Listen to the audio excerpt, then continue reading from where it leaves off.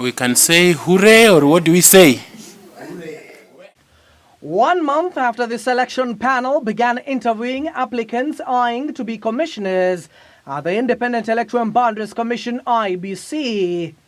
On our last day of interviews, and we are grateful to God.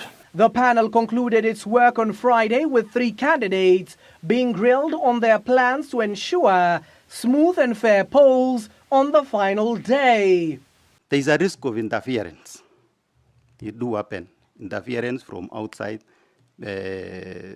political class, putting pressure on IEBC staff to recruit certain people who may not have the necessary qualifications to do that job. And the IEBC Commission has come through a lot of successes as well as challenges. This has been actually anchored in various reports, including our court system, the Kliger report, ICJ, telling us we need to enhance our technology.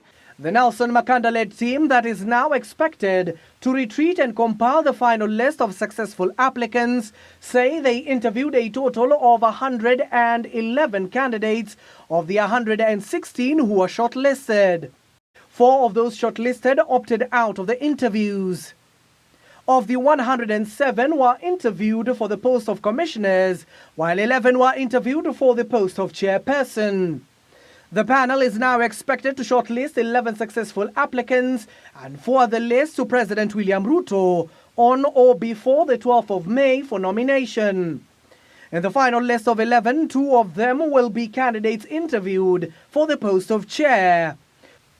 Once the president receives the list, he has 7 days to nominate 7 persons, among them 1 chair, and forward the list to Parliament for vetting and approval. MPs have also equal days to vet the nominees and, if approved, make a communication to the president for formal appointment. The question of gender will also be considered in the final list, as not more than 2/3 of those nominated will be of the same gender. The team set to take over the anniversary towers will be faced with the preparations for the next general election, where they are expected to clean the IEBC register ahead of the 2027 polls. Conduct by-elections in Baringo County, Banisa, Magarini, Ugunja, Malava and Bere North constituencies, along with several wards including Kisa East Ward in Huisero Sub-County, Chewani Ward in Tana River County, Nyamira Ward in West Mugirango constituency, Nyasiongo Ward, and recently Kariobangi North seat that fell vacant following the death of Joel Munuve. However, it remains to be seen if the Commission will conduct the boundary delimitation despite the process lapsing last year. Abdiaziz Hashim for Easy Friday.